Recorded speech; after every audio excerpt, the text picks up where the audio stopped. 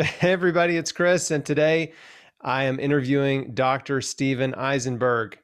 Dr. Steven attended med school at Philadelphia College of Osteopathic Medicine and completed his medical oncology and hematology fellowship at Georgetown University Medical Center. He's triple board certified in internal medicine, medical oncology, and hematology, and he sees patients in private practice at C Care in San Diego. Dr. Steven is also known as the singing oncologist. We'll get to that. He's the host of the Dr. Steven Show. He's a married father of three, and he's the author of a new book called Love is the Strongest Medicine, Notes from a Cancer Doctor on Connection, Creativity, and Compassion, published by Hay House. So, Dr. Steven, it's good to see you, man.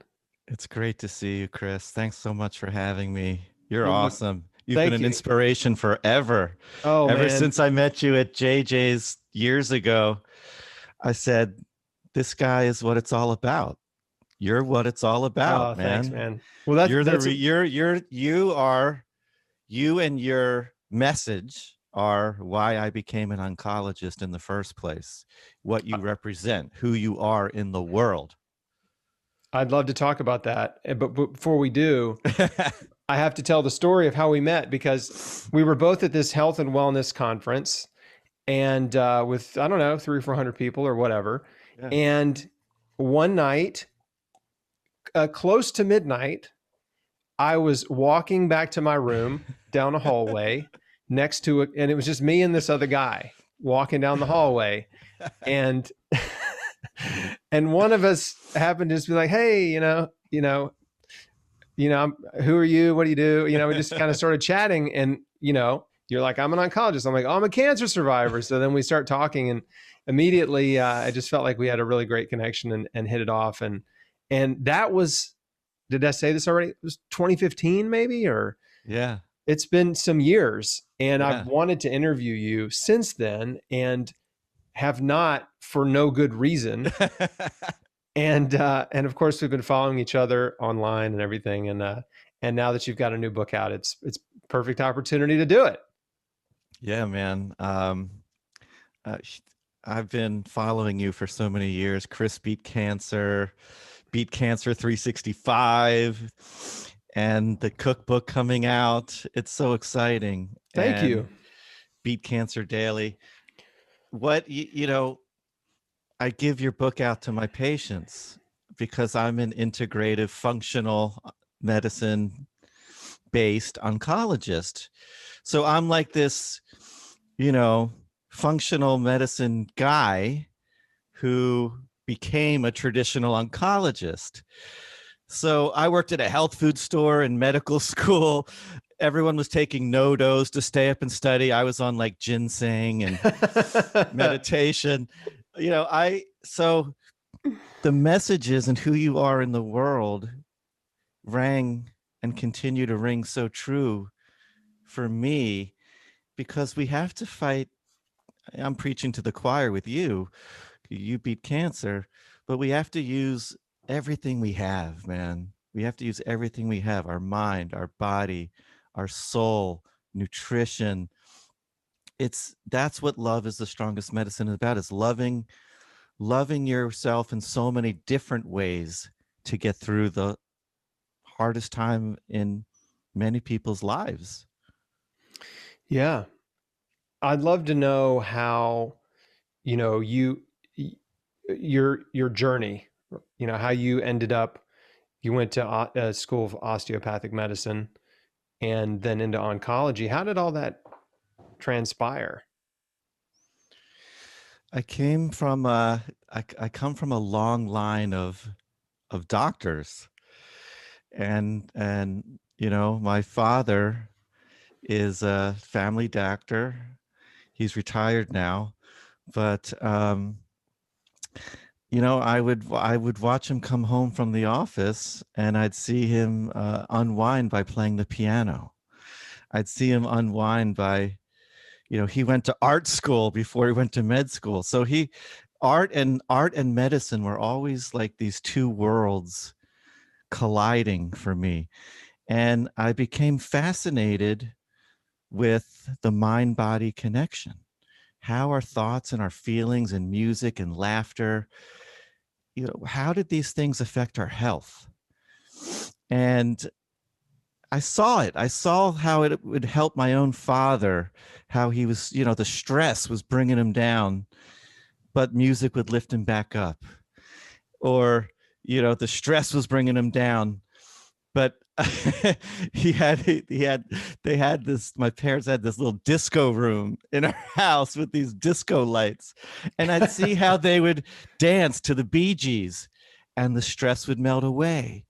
In the 70s was like disco, Donna Summer and the Bee Gees, strobe lights, and I'd see dance would like light them up, and I'd see them watching like a Steve Martin bit, and they'd laugh, and I'd see the stress melting away. So I knew there was something here. There's something here that needed to be explored. I didn't know exactly how I would do it yet, just a young kid. But I could see that his patients loved him. They felt very healed. They felt very connected to him. But he was stressed out with medicine, and it was these things that would bring him back alive.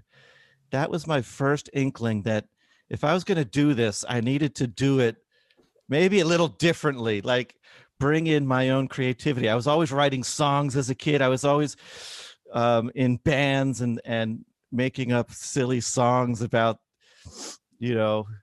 the girl I liked that week or the teacher who was putting me in the back of the class. But it was a creative endeavor, and that was the first inkling of somehow healing and creativity were very connected, using both sides of the brain. That was the first inkling. But then I got into this horrible bike accident. A car hit me, and I had this near-death experience at 13, which totally sort of took that trajectory and put it on a new path. How bad was it? It was bad. It was bad. ICU, brain edema. My head, flipped through the air. My head went through the windshield of the car that hit me head on. Jeez. And the first night in the ICU, my brain was so swollen, I stopped breathing. Flat, that was it. And they had to sort of bring me back. And I remember not being there, and there was a light, and then coming back and seeing the nurses, one on either side of above me, saying, "All right, Stevie, you're okay now. You're okay now. It's going to be okay." And my own father told me, like a few months later, when I got out of the hospital after a month, broken leg, torn up face, tons of surgeries, learning how to walk and talk again. I had expressive aphasia, so I couldn't speak. I knew what I wanted to say, but the words would come out all jumbled, made no sense. The speech therapist told my mom, bring in his boombox, bring in his favorite cassette tape. This was 1983. And of course, Prince, Yeah. Michael Jackson. Yeah. She brings in Thriller, okay? Because it's 83 and I know every word to every song. And the first words that came out of my mouth that made any sense were like, Billie Jean is not my lover. Woo! You're like, those like the first things that made any sense. So music comes from a different center of the brain. So the first things that made sense, the first, were lyrics, was Thriller. So it was crazy. And I learned how to speak slowly again. But first thing I could do was sing. And so now I'm 13. I'm learning how to walk. I'm learning how to talk again. But music and the compassion and love from those therapists and those doctors, they slowly brought me back to life. And it was just a lesson to realize how fragile life is at I mean, I was only 13. I just wanted to meet girls. Hmm. But I remember saying to myself, you got a second chance. And my dad told me how close I was much later after I got out of the hospital. He said, you got a second chance. And I remember thinking, don't blow it, just don't live with regrets. Even at 13, I just remember, take chances was like the big thing. Don't, and it just put me on this different trajectory, Well, in coming some so ways, you close to think death. it might make you less apt to take chances. In Yeah, some on a way. bike. But On yeah, a you're right. For just a on a while, bike. We're taking risks everywhere, but on bicycles. yes, it was crazy. I remember the first time I got back on a bike. I got back, it was scary, but I did it. But it was weird. Maybe it was something with the brain injury, but I remember almost being like a daredevil after that, like not wanting to not wanting to have these regrets. I just remember trying to, if you wanted to do something, to go for it. Didn't always happen. I'm only a teenager, but it was like, don't take the time you have. This is like almost borrowed time. Like, in many ways I shouldn't be here right now. And the way you beat cancer, in many ways, you know, you got this beautiful second chance as well. Yeah, I mean, I think any life-threatening situation does reset something in your brain that, um, for me, it was a major reset and I know it was for you, but it was a major reset, and the fragility of life becomes so uh, so real to you, and your priorities get sort of reshuffled, Yeah. and you Yeah. realize, oh, there's only a few things that really matter, and everything else that I cared about doesn't matter at all. And Yeah. for the cancer patient, there's an old adage. I imagine you've heard it, but it's like, the healthy person cares about everything, and the sick person or the cancer patient, they only care about one thing, and Yep. that's getting Oh, well. that is that is it. Yeah. And so it was getting well, and when I was diagnosed, I was a newlywed, so it was just me and my wife, and I was worried about my wife, and I was worried about my parents because I was an only child, and that was it. I was like, and Hmm. I decided I've got to live for these people, right? Yeah. Not only because I want to live, and I was 26, so I want to experience life, all that life has to offer, and I don't want to see my parents and my wife put me in the ground. Exactly. So yeah, I mean, that's crazy. So you have this life threatening experience. Your parents, your dad is in medicine. It sounds like you had other relatives in medicine too. Yeah, And my dad's two brothers, okay, three boys. They all went to the same med school, PCOM, and it was PCOM's a great place. It's we were trained from day one to look at the whole person. Osteopathic oncology is interesting.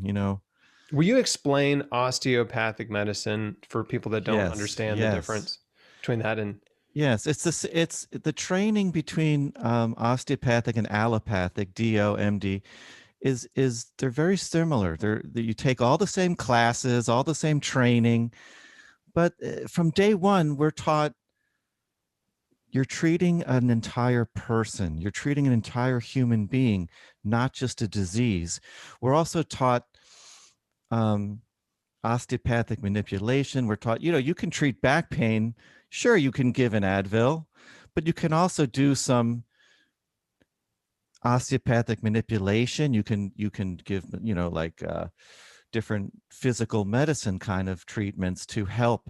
So it combines a lot of different thinking, traditional medicine, but a very functional, holistic, integrative approach from day one. So when I was got into med school, I was coming from Penn State, where I was exploring neurology and neuromedicine, and I was exploring the body and mind connection very heavily. It was like my focus in undergrad, and I was like, how can I, if I'm going to be a real, like a traditional doctor, I have to combine the body and the mind and the spirit together. And and I was writing the school shows, which was a comedy show, and I made the anatomy professors and the physiology professors perform in a Seinfeld bit. Each professor matched a Seinfeld character. The cool guy was Jerry, the awesome female professor was Elaine, and when we did a story called The Cadaver Caper, where one of the cadavers went missing. But like, it can't just get up and walk away. Where'd it go? So it was like, it was music and laughter were always there. And I just had to keep figuring it out. I was writing songs. I was performing in little cafes around Philly. But it wasn't until I got out in past Georgetown and got out into private practice. Georgetown was a whole other experience, because that was like very strict academia, and to be the singing, I had to follow very strict rules, and I had to learn oncology, and I had to do a really good job, and so my music was very much a side gig at that point. It was just to help me get through the grueling training at Georgetown. Man, I'd have to go up in front of the entire oncology department and present the case and give all the research behind the new findings in Hodgkin. And I'd be so nervous before I'd go to the bathroom and like vomit. I was so nervous because I had to be perfect in my eyes. I still am in many ways this perfectionist. And every day I have to learn to let it go and just realize I'm doing my best. And sometimes that's enough. But I was put so much pressure on myself at Georgetown, because in many ways I felt like I was different, right? I came from the osteopathic training. I was the guy who had a guitar in his locker, like to try to de-stress from the grueling craziness of Georgetown. But was it hard great coming into that? Obviously it was, but coming from a holistic, medical training background, right, into a very conventional, situation. I mean, that it must have been really hard, mentally, emotionally, all of it. I mean, because so hard. I'm sure part of you was not in total agreement with some of the things that you were hearing, right? Yeah, I mean, the first thing my fellowship director said to us, it's like 7 of us sitting around a table, and the first thing he said to us, looked right in our eyes: chemo is a loaded gun. Here we are, these newly minted fellows, day one, chemo is a loaded gun. And I had to learn. What did he mean by that? He meant that it's so dangerous that you have to become an expert in the side effects. You have to make sure that every T is crossed, every I is dotted, that you only use it in the most appropriate and necessary cases, that you get it perfect, that you monitor so closely that every side effect is monitored. You have to change, you have to move on the fly, you have to hold it, you've got to decrease it, you've got to. So it was drilled into me, and here I am, I take ginseng, and I like herbs, and I like, all of the supplements I was learning, people were coming in with bags of supplements to Georgetown, and many times the professors had no idea what they were. And I'm like, oh yeah, that's for stress, that's for brain health, that's for ginkgo, and that's for turmeric, that's for inflammation. And I knew everything, and I was telling the professors, I have experience with this, and if we're not open to this, they're just going to do it behind our backs. And so from a very early age in my oncology training, I was thinking we've got to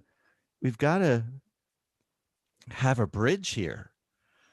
And maybe I need to be a bridge from traditional oncology to functional oncology to integrative oncology, and just bring love and creativity and however way I knew at that time, which was, I was still just strumming my guitar to get through a tough night.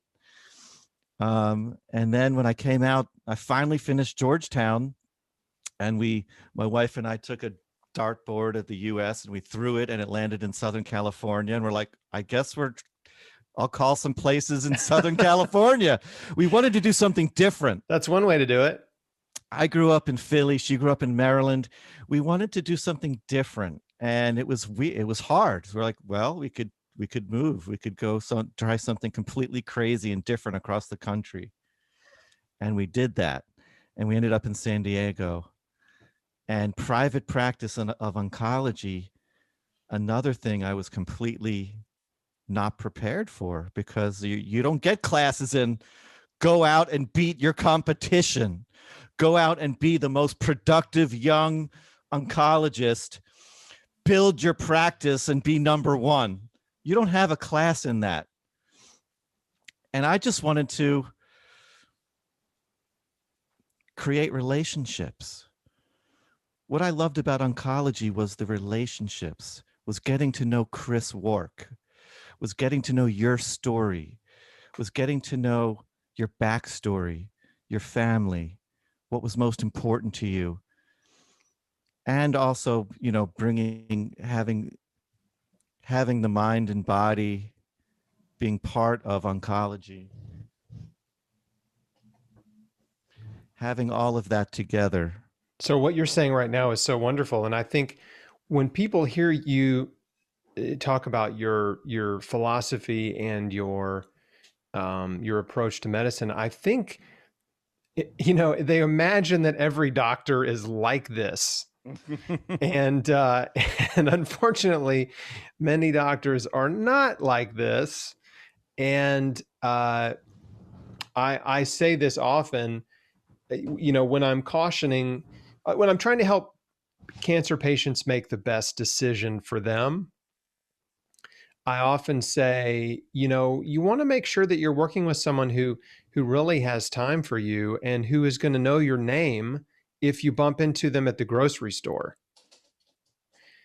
And so, more often than not, oncologists are so overloaded with patients that they really don't get to know them at all. They're given, the financial incentives and the structure of medicine is such that they don't have enough time with individual patients to really get to know them at all. And it just becomes sort of like, herding cattle or whatever.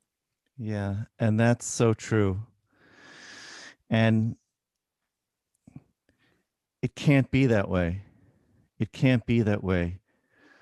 The book I wrote is, in many ways, I think, the antidote to that. And it starts with every little interaction. When I say love is the strongest medicine, I'm talking about breaking down love into 4 letters, LOVE: listen, observe, verbalize, and empathize. Listen with your eyes, make eye contact, love that person. I like to say we're just two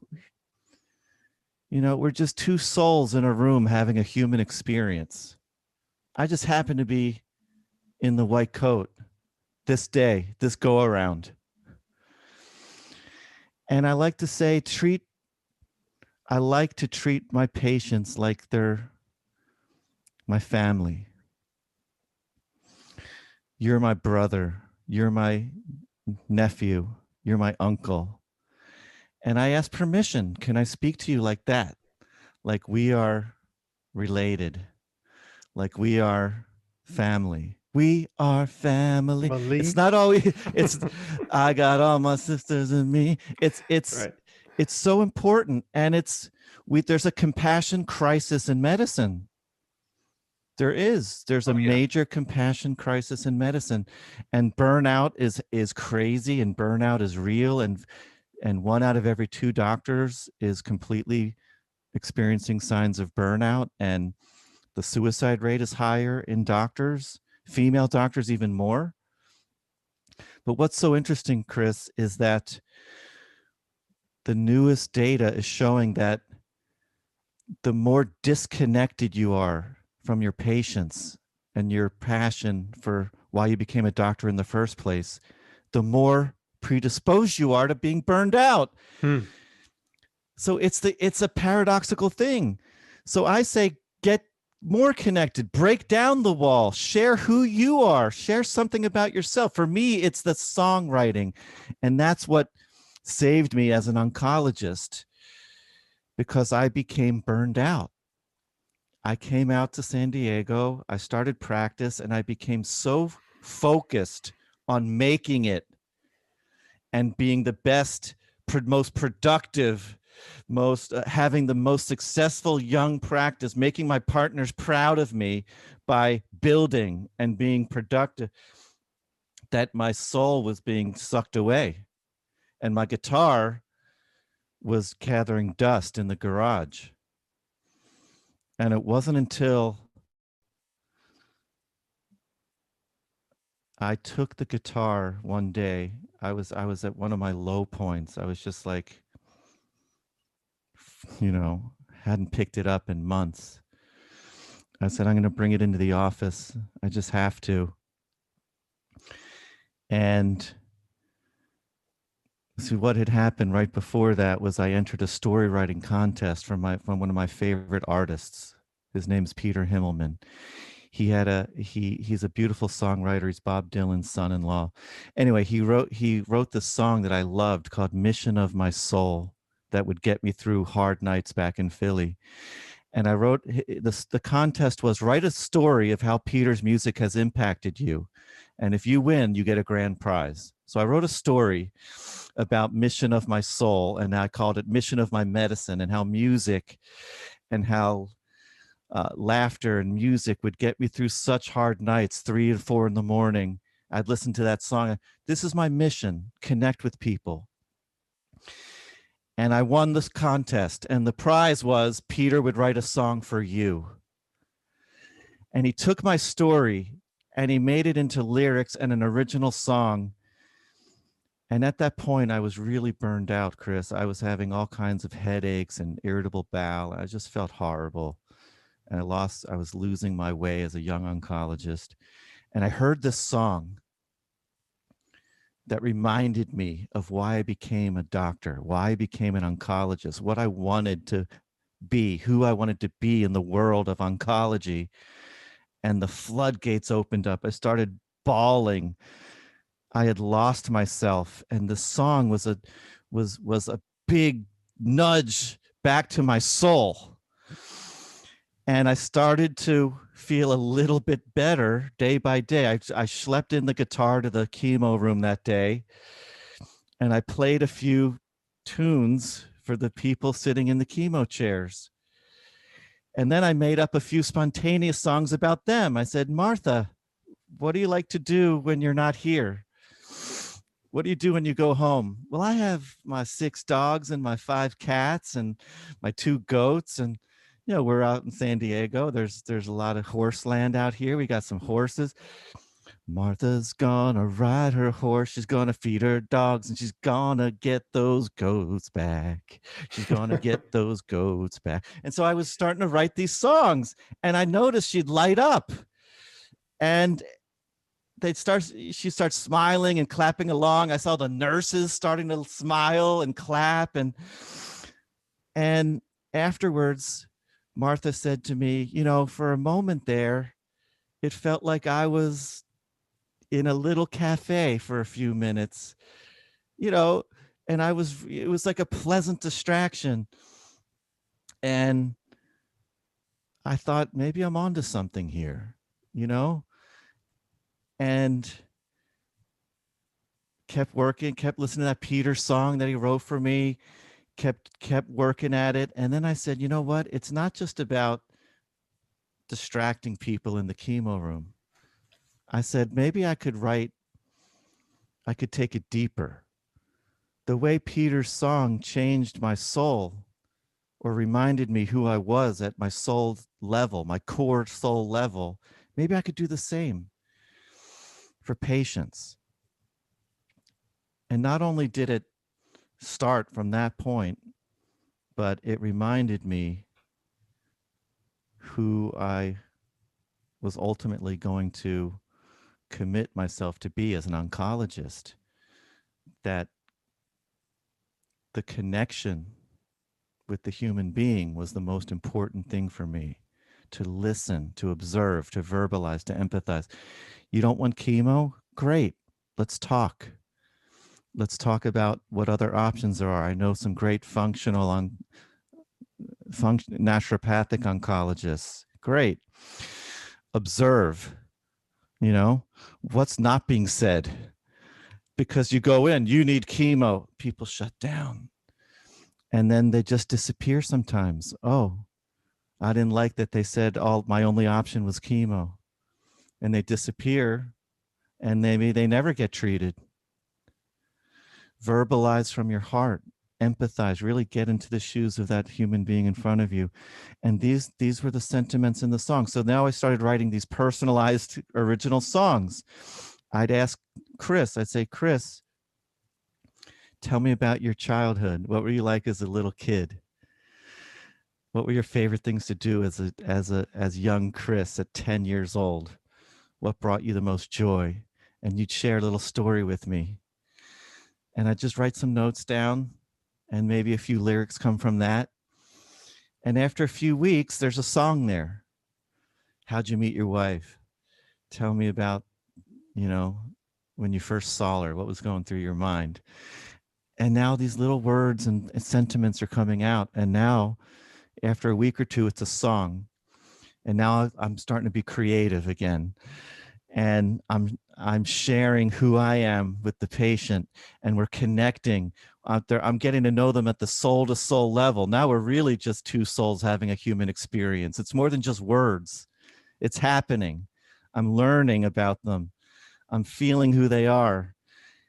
And the songs were just blowing them away. I'd go to their home, and we'd play a little celebration of life when they'd finish their chemo, for example, if it was a very important, chemo case, for example.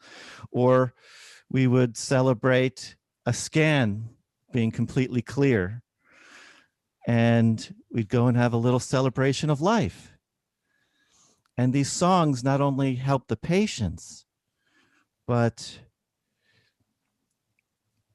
saved my soul as an oncologist, because I was able to finally blend those two worlds together.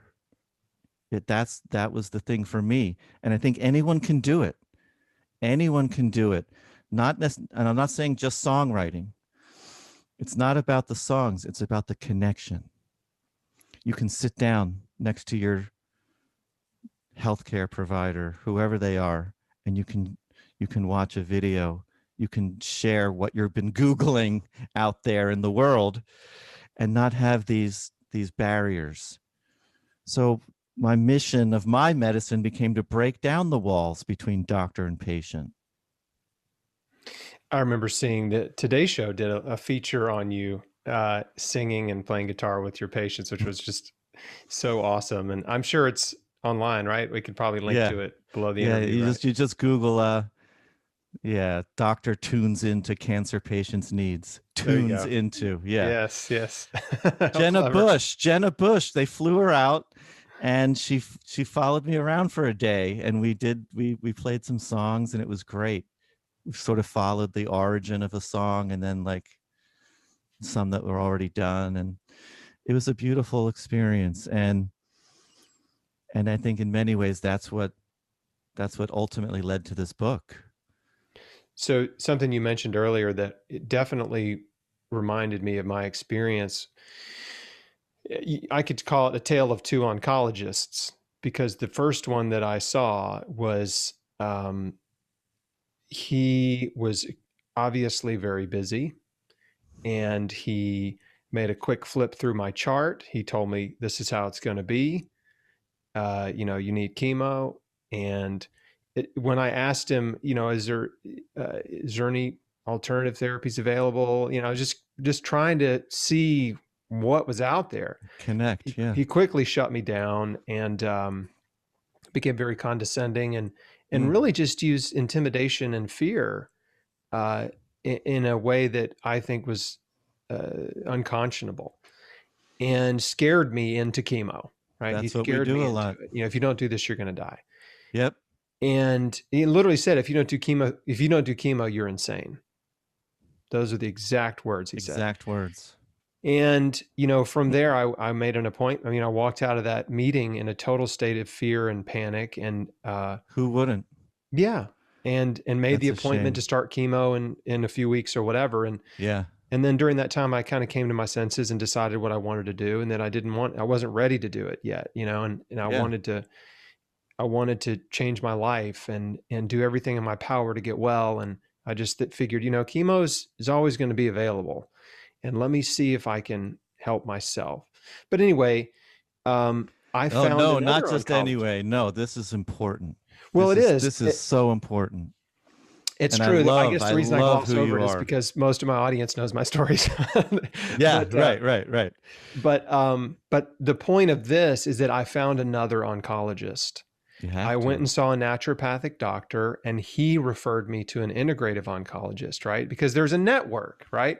There's a Yeah. network of holistically minded Yes, practitioners, and they know each other. we do. And you just have to find one, and then it opens up, right? It just opens you up to this network. Yes. So he referred me to the late Dr. Roy Page, who was in his Mm. 70s. He had Mm. been an oncologist for his entire life, and Yep. he in his later years had become integrative because he had spent so much time in just the conventional blinders and had really, obviously wasn't satisfied with the results he was getting.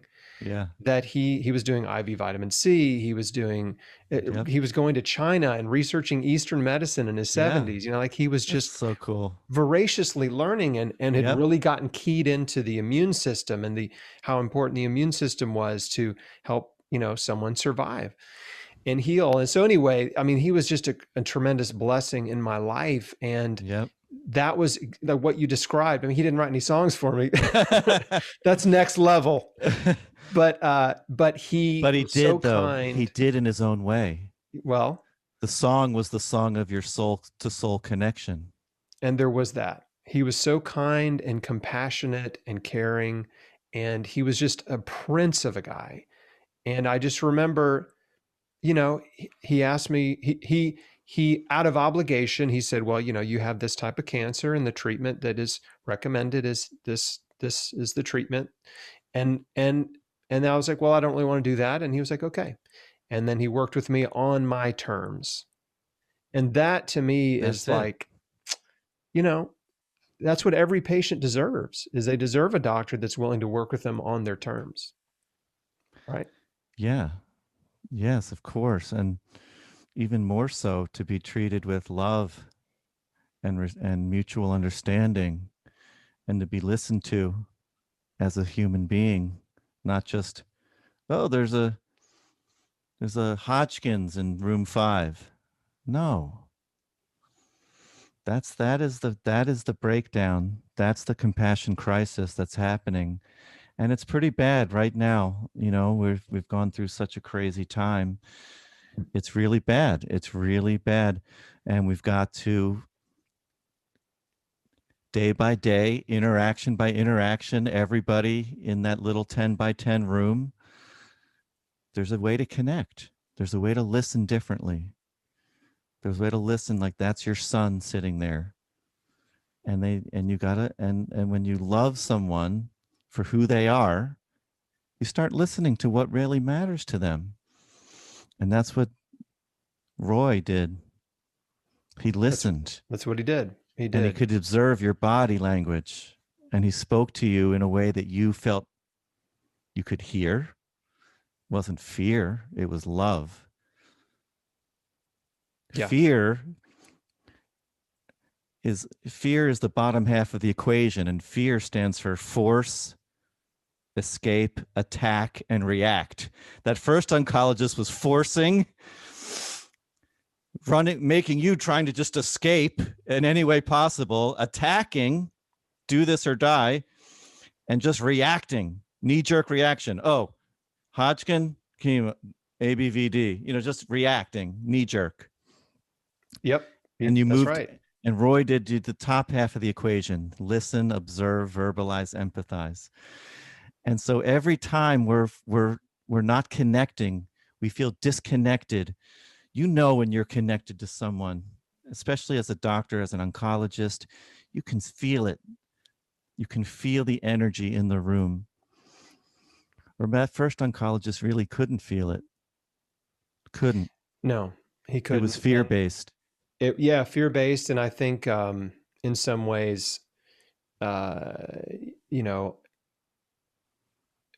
felt threatened. And I wasn't in there trying to argue with the guy. I didn't know anything about anything. Right. I was genuinely, I just started reading and I was 1 week into raw foods and juicing. Okay. Right. 1 week into 1 week. So it was like, it just kind of started this transformation of my life. Right. And so, and I was just hoping that I would get some answers. And so I'd love to ask you, when you were writing this book, who were you thinking about? Were you thinking about doctors reading it, or were you thinking about patients reading it? And, or were you trying you trying to speak to both, audiences? It was, how books work. You got to find your audience. You have to have your niche audience. It's really for anyone touched by cancer.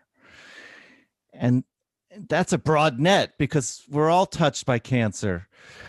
But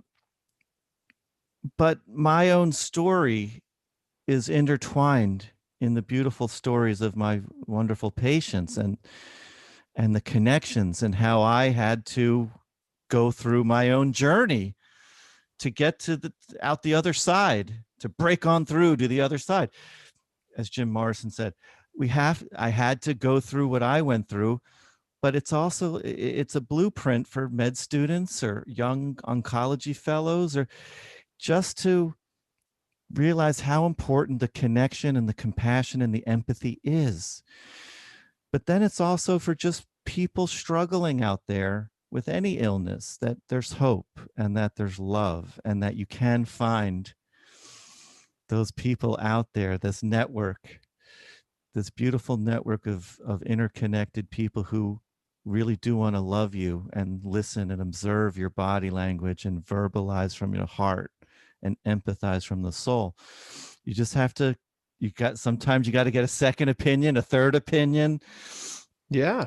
And you got to reach out to Chris. You got to reach out to me. We know the people, and in the world of social media, sometimes it's an escape, but sometimes what's above escape, force, escape, listen, observe.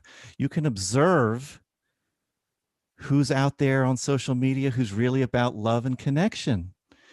And you can reach out and they'll be happy to talk to you and connect to you. There's Chris Wark, there's Chris Carr. There's these beautiful people who have transformed the experience to be so life-altering and so beautiful, and are changing the conversation. And this book is just about me being the doctor side of that there are even traditionally Georgetown, whatever, trained. It's not that we're all just do this my way or the highway. No, it's a powerful partnership, or it's nothing in my estimation. Well, that makes me, I really want to know what you think about two things. One is, this is sort of like two questions back to back, because if I don't ask them both, then I might forget one. Yeah. But the first one is, some of this is obvious based on what we've been talking about, but what are the red flags that a patient should look for in interactions with an oncologist, right? Mm. That's part one. Part two is, I'd really love to know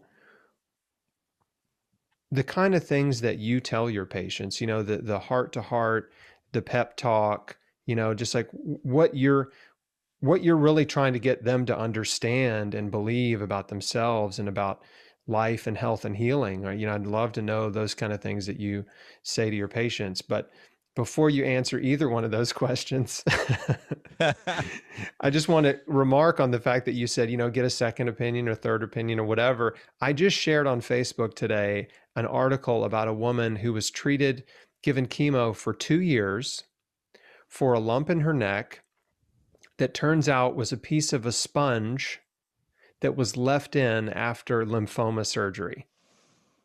Oh boy. And it's like, ugh, Yep. right? Yep. Had some lymph nodes taken out, left a sponge in there, and they thought the sponge was another tumor, and they gave her chemo for 2 years. Oh my goodness. It's crazy. Yeah, it's It's crazy that, crazy. and it's like, I'm not trying to throw oncology under the bus. I'm just saying, like, second and third opinions are so important. I mean, you just never know. The person that is in the white coat, they may be busy. There's an oversight. They made a mistake. I mean, things happen, right? Look, the truth is, we're too busy. We're too busy. We've got to take a step back and say, what the hell are we doing? We got to take more time with our patients. We can't do a 5-minute visit with someone who's going through chemo. Doesn't matter if you're bringing them back in 2 weeks. You got to. So I make my visits longer. During the pandemic, we did telemedicine visits, and I'd say, "Oh, I love that Healing Strong. I love your Healing Strong thing behind you, Chris." I was meeting their pets. We're finding different ways to connect. Yeah. Oh my God, I love that painting over your head with the flowers. So we were just connecting. So the first thing is your doctor looking at you? Or is he looking at a damn, or is he or she looking at a damn computer the whole time? I ban computers for me. I say never should an oncologist or any doctor, in my humble opinion, have a computer between the human being across the way in that room. So I have a scribe who is just writing down what I say and what we're communicating about. But we got to, so that's the first thing. Eye contact. Do they come in and put their hand on your shoulder and say, "Hey, man, I'm sorry we're meeting this way, but there's hope and we're going to get through it together." So the first thing is that, are they rushed? Are they not here?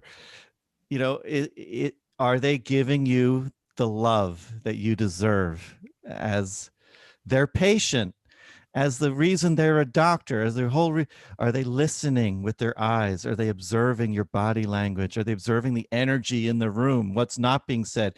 Is mom next to you scribbling all of the stuff, and everything else is just you've shut down and all the information's going way over your head? Because that's common. Yeah. And are they verbalizing in a way that you can hear it? Or they just, or like you had that it was just fear and intimidation. Do this or die. No, verbalize from the heart. I hear you. This is scary. And then empathy. Can you, I just saw a patient the other day, a young mom, 2 young girls going through HER2 positive breast cancer. She's like 5 years. She's doing great, stage 4. But I say, that's my wife. that is my wife and my little girls when they, my now 20 and 18-year-old, when they were little. What, that is my wife sitting there and her husband next. That's me. How would I feel with my wife with stage 4 with 2 little girls? And now she's got no tumors. She's cancer free. She's been doing Herceptin and, you know, these new antibodies. There's a lot of non-chemo treatments. We're getting better, Chris. So part of the book is that there is hope. So some of the things I'll say to the patient is, you're not a statistic. You are Chris Wark, a unique human being. You are a beautiful soul who happens to be going on this unwanted journey of going through cancer treatment. You're not a statistic. And you beat cancer without chemo, you personally. And I love that. And I love you. And that's why I'm saying there's always hope. There's always hope. One of my favorite mentors said, never take hope away from a patient. I don't care if they're stage 4. I don't care if it's pancreatic cancer. You be honest. You be honest from the heart. You talk to them like that's your aunt, that's your mother, and you're honest, but you never take away hope and faith. You don't know what that person's going through. Everyone has their own battles. Maybe their journey is this was a way for them to reconnect to their long lost sibling, and they're going to get complete with their sister who they haven't talked to in 30 years, and they're going to go to the Grand Canyon together, and they're going to love each other and heal 30 years of miscommunication. And then maybe in 5 months that she passes away in peace, but there was a healing there. You can heal in all kinds of ways. You can heal in all kinds of ways with the chemo, even without the chemo. But we are getting better. We're now doing personalized precision, more precise. We can test the specific mutations that are causing the cells to be abnormal. And then we can give pills in many cases, or immunotherapy, where we're just priming your own innate immune system to go after the cells. And so it's getting better. There's a lot new every week. There's new treatments. I get an email every day. FDA approves this, FDA approves that. New treatments.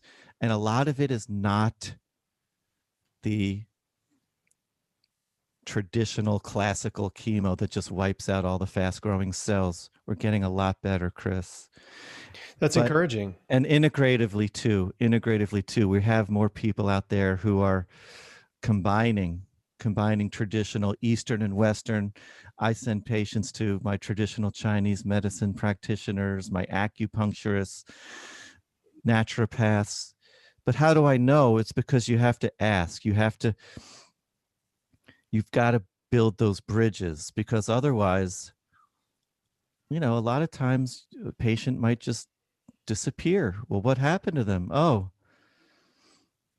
they decided not to do chemo and they're, you know, down in Mexico doing Gerson or whatever, or, you know, it's because there was no communication and there's that lack. So build the bridge, connection at all costs, I call it. You've got to connect at all costs, and then you're listening, then you're observing, then you're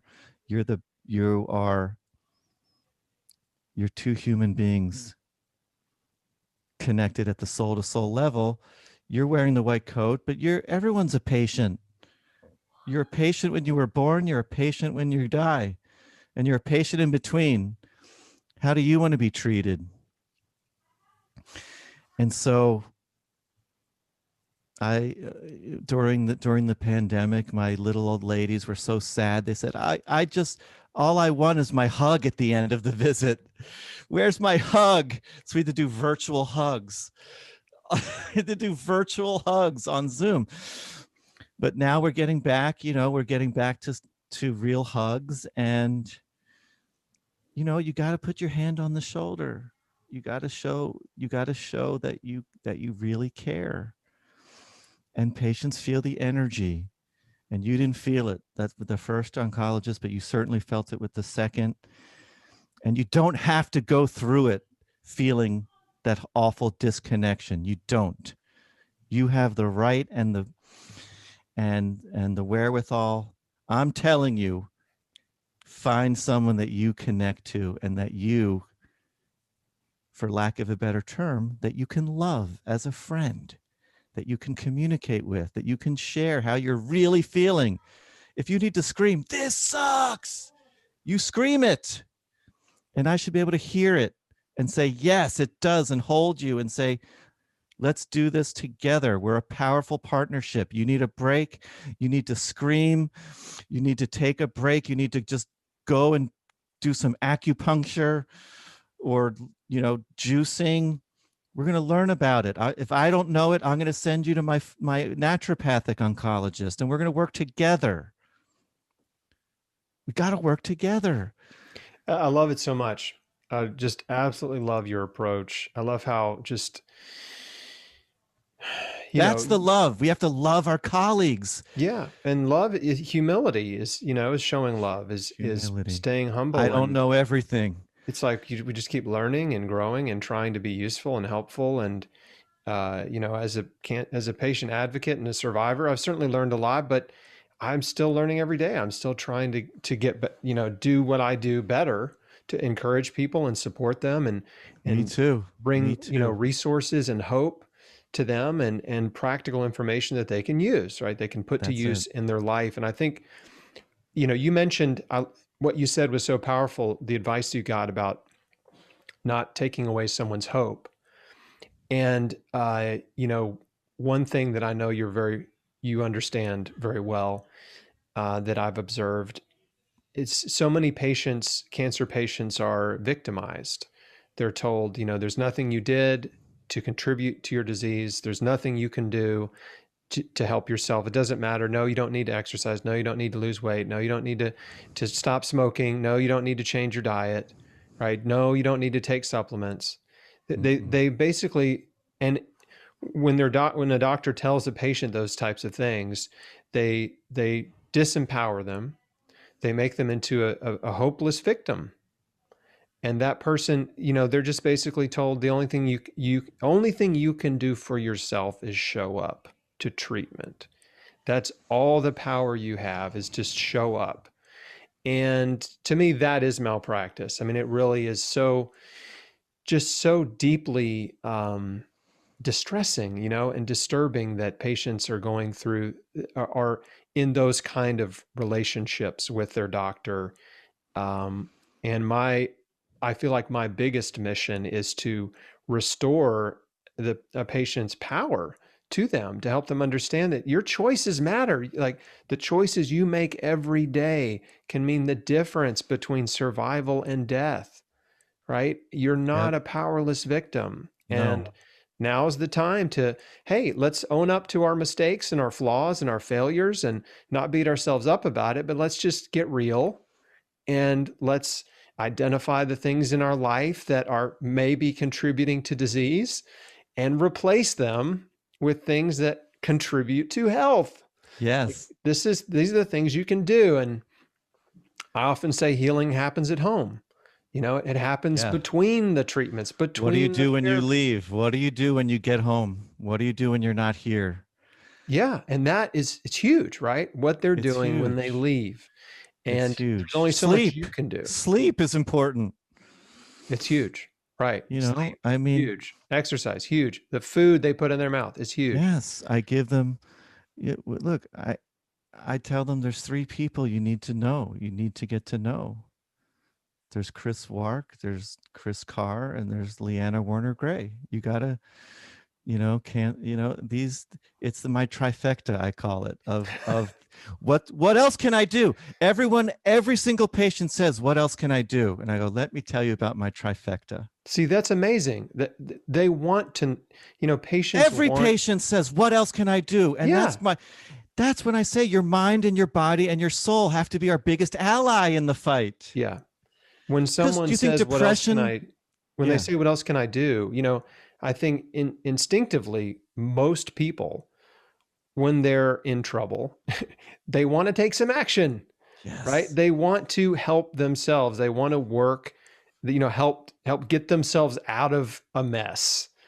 And yeah, and so many times they're just told, oh well, you just leave it up to us. You're fine. No, you don't need to change your diet. No, no. And just here's a little pat on the back. We'll do the best we can for you. Just make sure you make your next appointment. And hey, I got to tell you, man, it makes as much as good as it makes me feel to know that cancer patients, read my book or watch my interviews or are paying attention to me. It makes me feel even better knowing that an oncologist is telling his patients, hey, check out Chris' work. Because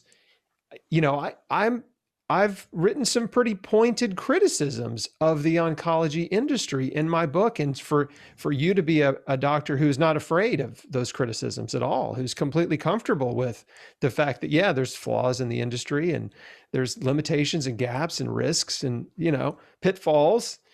That to me just speaks volumes. We're It makes not me so perfect. happy to hear that. No, no, I'm vulnerability is true strength. And we have to come together. If my book's nothing else but a blueprint for that bridge and that connection and that love, the powerful partnerships to just say, yes, you are as equally as important, more important. You as the patient are more important than me. I say that to the patient. I'm just a small part. I'm just putting together, the Eastern and the Western, and I'll connect you to the, but I'm going to, I have to look at the data, but I have to look at the human being. We're treating human beings. We're not treating data points. We're not treating computer printouts. We're not, now this beautiful doctor wrote this book, and he says, we're just treating data now. We don't even look at the patient. People do computer rounds. And you're not even looking at the human being. You're not touching them. You're not listening to their heart. You're putting your hand on their shoulder, looking them in the eye, showing them that you love them. And I'm saying those things matter in many cases more than the chemo. With stage 4, I can't cure you, but you can be healed. Your soul, you can be healed in relationships. If if I can't cure you, we got to find out what you want to do. What's important to you? Do you want to try a little bit just to extend life? Do you want to combine it with Eastern medicine and nutrition and juicing? Check out Chris. Get those recipes. Beat Cancer Cookbook. That's coming out soon. We're going to talk about that. Beat Cancer Kitchen. Yeah. Beat Cancer Kitchen. That's coming out real soon. Yep. And that's going to be the next one that everyone gets. I keep a stack. I keep a library. I have a stack of books. I added mine, now I'm just giving it out mine to patients too. But for years I've had a stack of workbooks, and because patients say, what else can I do? And it's important, and it's vital, and it's a powerful partnership. And look, oncology has a long way to go. The human side of cancer. The technology is cool. We're getting better, Chris. We are getting better, more precise, not just wiping out everything. Some of that stuff still can make a difference in very certain circumstances. And it's not, like you said, you're not out there to bash oncology. You're out there to empower patients and to build a bridge, a connection.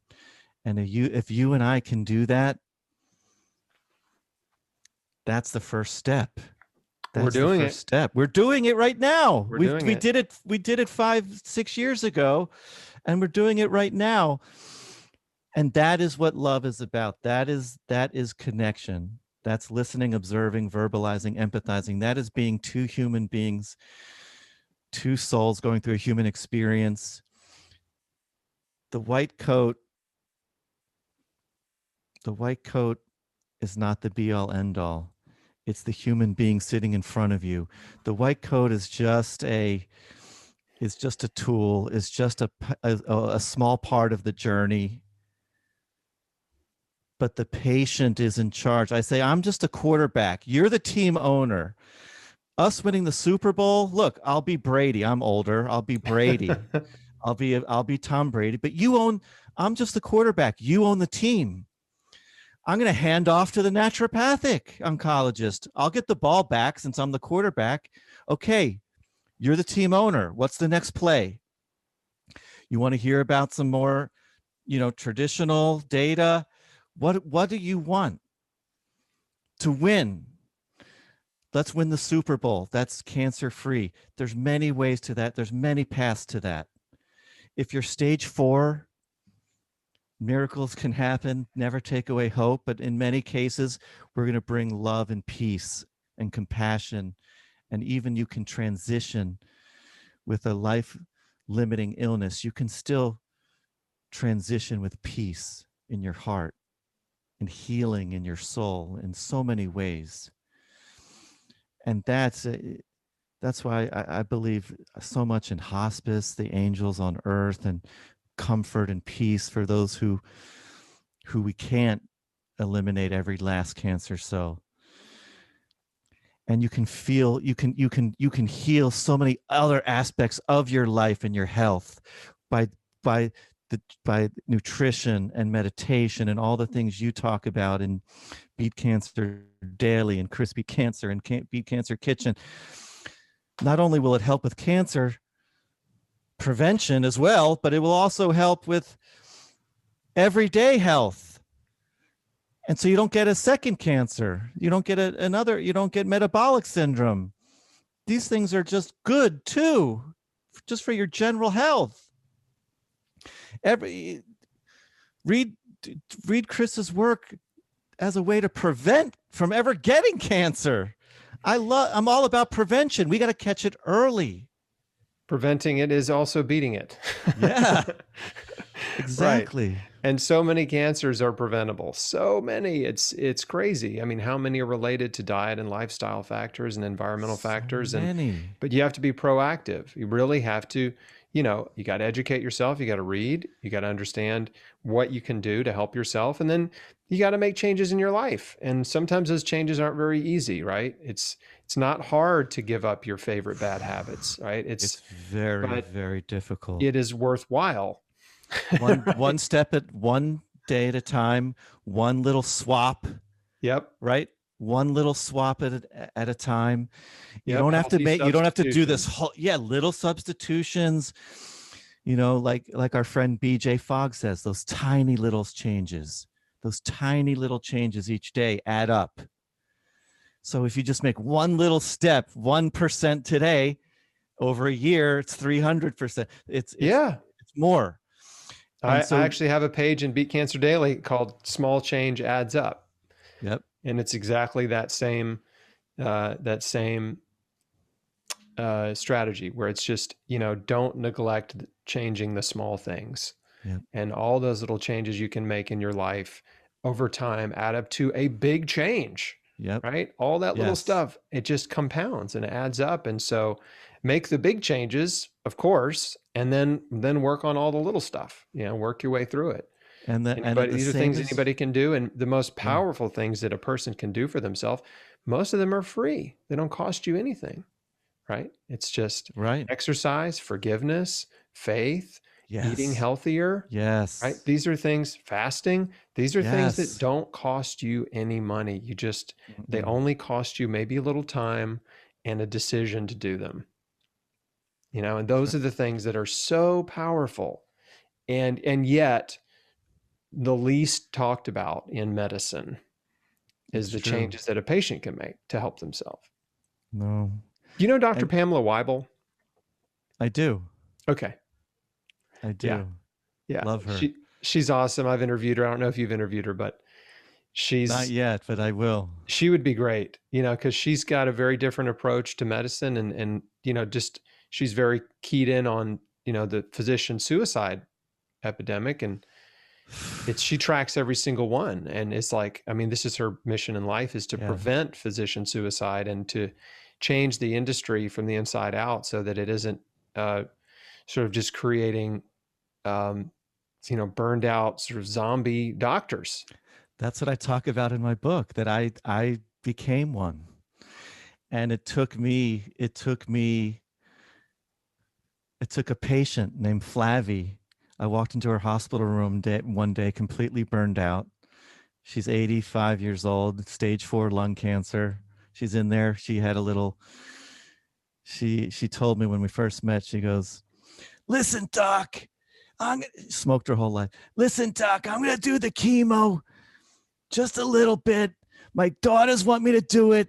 They want me to be at my granddaughter's graduation. So I'm going to try it a little bit, but I don't really want to do it, but I'm just going to try a little bit."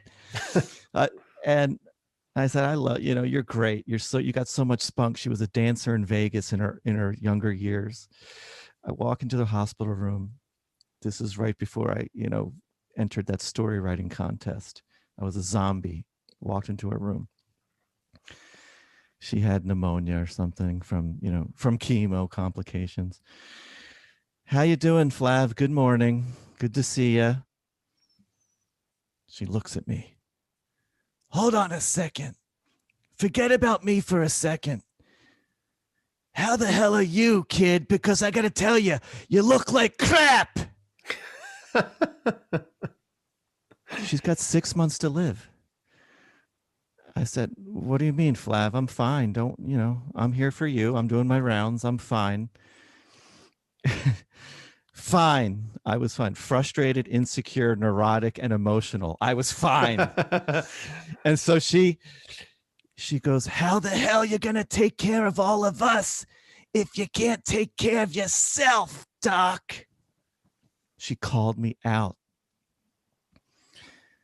"You got to let go of the stress or this is going to kill you." And at that point, I have colitis and everything else. "Come here." She goes, "Come here." Gets out of her bed. "Come here, kid." Give her a hug. And then we start to do this little dance in the hospital room. "Give me a dance." She's a dancer. So we start to dance. "You got to let go of this.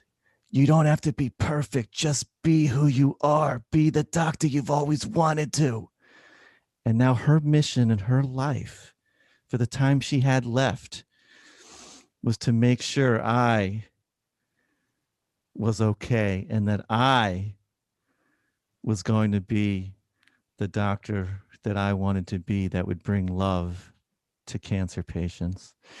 And she called me out. And from that moment on, it was the next day I brought that guitar back into the room. It was the Flavie effect, I called it.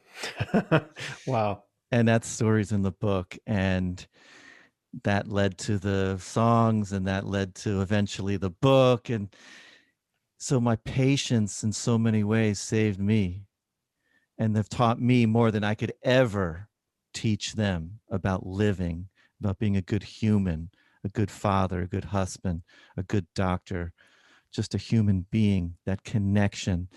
And that's why love is the strongest medicine. She loved me back to my own soul. That's amazing. That is such an awesome story. And I think that's a perfect place to conclude the interview. Dr. And I Stephen, love you, man. man, I love you, Stephen. I love your work. I love you as a person. I just am so glad we know each other. I'm so excited for your new book. And I can't wait for people to watch this interview, because you are a shining light, a shining example to patients of what a caring, compassionate doctor looks like. And I just want to say, if you don't see someone like Dr. Steven, and you're not your next You level. don't have Like to I write said, songs. You don't yeah, have to yeah, have a your next level songwriting. because writing the songs that puts you in your own special, like angelic cloud. But It's but sharing anything, sharing any connection. but there are doctors like Steven. There's a lot of them like him that really do care, and there's a lot that don't. And That's true. if you find yourself sitting across from a doctor that you feel like doesn't care about you, go find another doctor. They're out there, right? If you start looking, you will find the right person to work with you. You will find them, but they may not be the first person that shows up. And if you don't, reach out to me and I'll help you find one. There we go. There you go. So where can people find you? drsteven.com, dr Steven with a v.com, and on Insta and Facebook at Dr. Steven Eisenberg. Perfect. And your new book, Love is the Strongest Medicine, Yes. is out now. Yep. Published by Hay House. You can get it at Yes. most bookstores, of course, on Amazon and Barnes and Noble and all kinds of places like that. And so go buy Steven's book. Again, thank you so much. This has been awesome. Like, Thanks, I'm Chris. so inspired just by you. And Likewise. man, what a great little chat we just had. Okay, Thanks for everybody, having thanks me. for watching. Please share this video with people you care about. Like it, share it, subscribe to my channel. Get on my email newsletter if you want more hope and encouragement and inspiration on cancer prevention and survival. And I'll see you on the next one.